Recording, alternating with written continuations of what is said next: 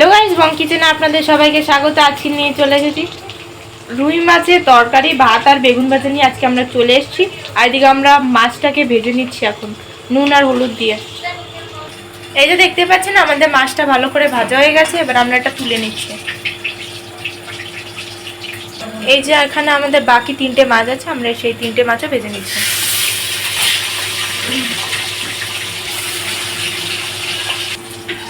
এই যে দেখতে পাচ্ছেন আমরা মাছটা উল্টে পাল্টে ভালো করে ভেজে নিয়েছি।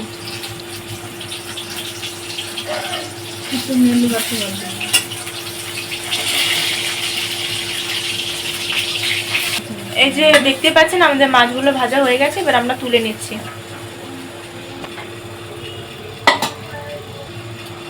এবার ওই মাছ ভাজার তেলের মধ্যে দিয়ে দিচ্ছি গোটা জিরা, তেজপাতা।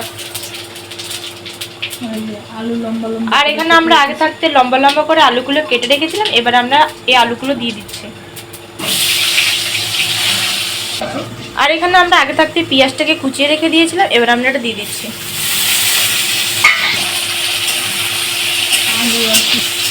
এবার আমরা এই আলু আর পেঁয়াজটাকে ভালো করে ভেজে নিচ্ছি। এবার আমরা এখানে মাছের জন্য পেস্ট বানিয়ে নেব। তো তার জন্য এখানে নিয়ে নিয়েছি কাঁচা লঙ্কা, জিরে আর আদা, আর দিয়ে দিলাম একটা টমেটো কেটে।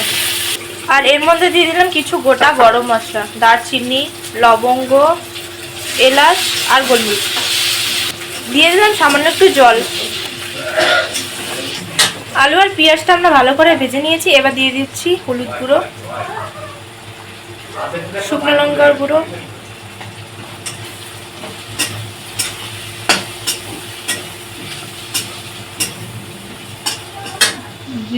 এবার দিয়ে দিচ্ছি ওই পেস্টটা।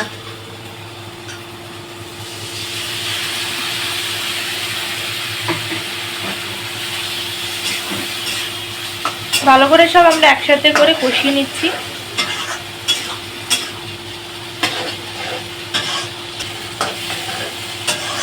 দিয়ে দিচ্ছি স্বাদ মতো নুন। মশলা দিয়ে আমরা খুব ভালো করে কষিয়ে নিয়েছি। এবার দিয়ে দিচ্ছি পরিমাণ মতো জল।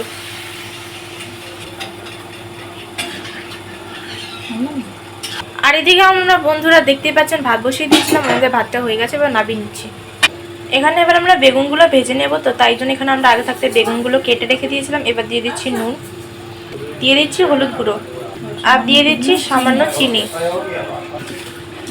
এবার আমরা এগুলো ম্যারিনেট করে নিচ্ছি। এই যে দেখতে পাচ্ছেন আমরা বেগুনগুলোকে ম্যারিনেট করে নিয়েছি। এবার এখানে একটা নিয়ে নিয়েছি প্যান, আর তার মধ্যে এবার দিয়ে দিচ্ছি হলো তেল।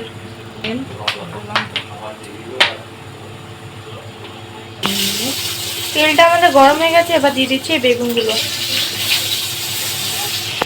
এই যে দেখতে পাচ্ছেন আমরা সব কটা বেগুন দিয়ে দিলাম। এবার আমরা এটা ভালো করে উল্টে পাল্টে ভেজে নেব। এবার আমরা বেগুনগুলোকে উল্টে নিচ্ছি। কালারটা কত সুন্দর হচ্ছে চিনি দেওয়ার কারণে।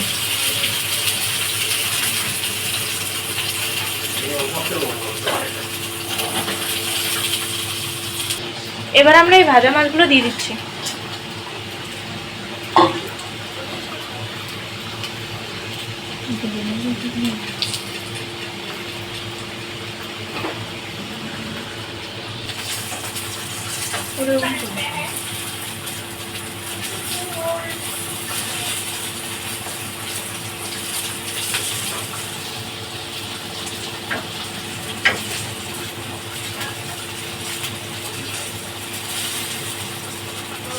যেই করতে হয়নি সেই করতে করি না।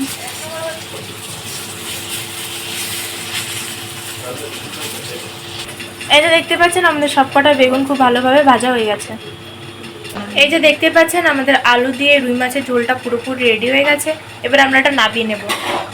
ঝোলটা একটু সামান্য পাতলাই করেছি, যেহেতু ভাত দিয়ে খাবো আমরা। এই যে বন্ধুরা দেখতে পাচ্ছেন আমাদের রান্না পুরোপুরি কমপ্লিট হয়ে গেছে। এখানে রয়েছে ভাত, বেগুন ভাজা আর এই যে রুই মাছের তরকারি। আশা করি আপনাদের এই রেসিপিটা ভালো লেগেছে। ভালো লাগলে অবশ্যই আপনার লাইক, কমেন্ট, ফলো, সাবস্ক্রাইব আর শেয়ার করে দেবেন। আর অবশ্যই এই তরকারিটা বাড়িতে বানিয়ে দেখবেন, খুবই ভালো লাগে খেতে বন্ধুরা। আর আজকে আমরা এই তরকারিটা কম মশলা দিয়ে বানিয়েছি। নমস্কার বন্ধুরা, এরপরে আসছে নতুন ভিডিও নিয়ে।